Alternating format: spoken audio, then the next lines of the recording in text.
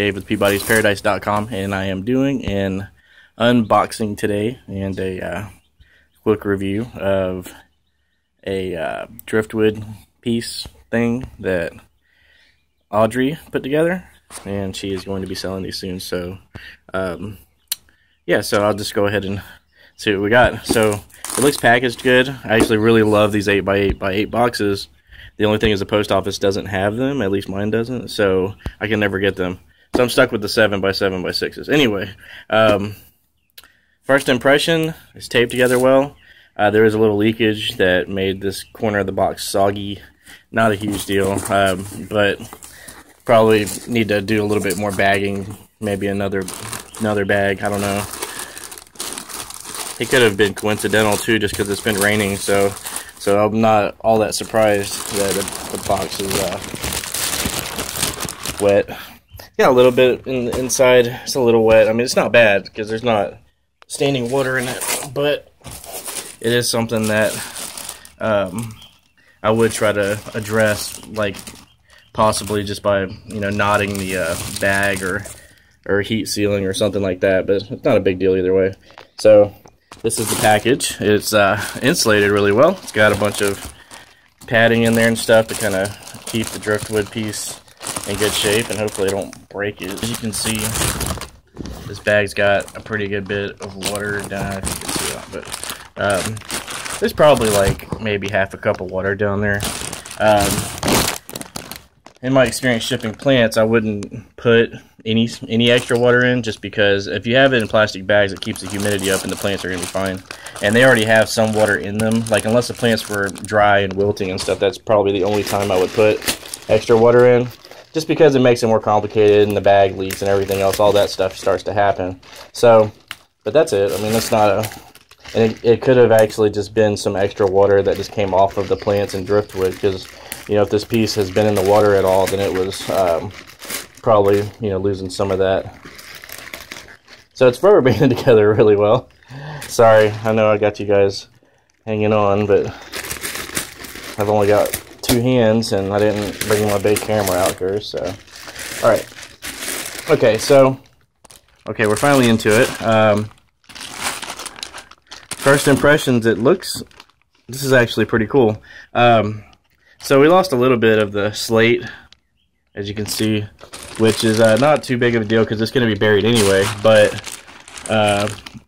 just for her reference, because this slate seems like it flecks off, like it chips really easily, so it may be worth looking into another type of tile or something else that may work a little better, or I don't know, I don't really know the process with slate. That's why I don't mess with it. But check this out. Let's see if I can set this thing up on top of the box. How cool is that?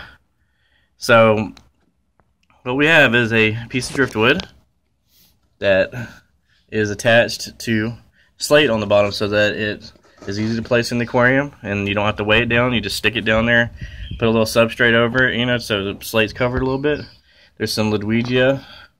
This looks like possibly Ovalis. It looks a little small to be Repens. It may be native. I'm not sure what where she's sourcing from, but it looks good. I mean, it's attached right here.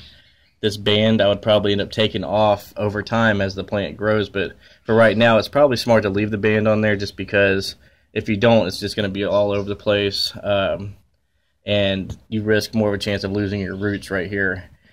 These roots themselves will actually continue to come down and they'll go into the substrate, so there's no issue with having this type of plant attached to Driftwood towards the base. I probably wouldn't do it towards the top where it would have an issue getting down there.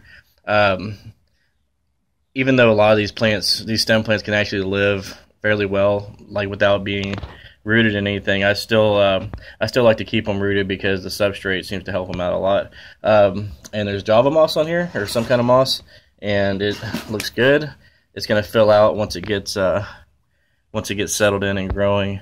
I'm going to go ahead and stick this in a tank. This is really cool because this is probably about the size for, I would put this in a maybe a 10-gallon or even a 5-gallon. I mean, this would probably fill up a 5-gallon fairly well also. So instant escape, so it's pretty cool.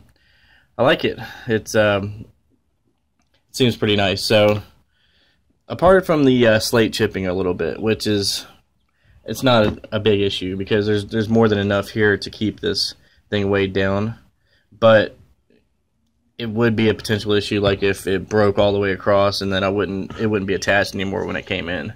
So that's my biggest concern about shipping these. But other than that, it's great. I like it. So I'm gonna stick it in a tank and I will be back with you guys soon. So as fate would have it, I don't have a tank with substrate in it that I can just throw this in. Got a lot of holding tanks, and this is one of them. This is a 20-gallon long, or a 20-gallon high, I'm sorry. And so the width is about 12 inches, give or take. And so as you can see, this is would be really good for a 10 or even a 5-gallon tank. This piece would work out really well because it would make it a nice center focal point. It looks good, and I'm just gonna leave it in there, see how it does, and yeah, looks good. So check it out if you guys are interested in getting one of these pre-made decorations. Just let me know. I can get you in contact with her.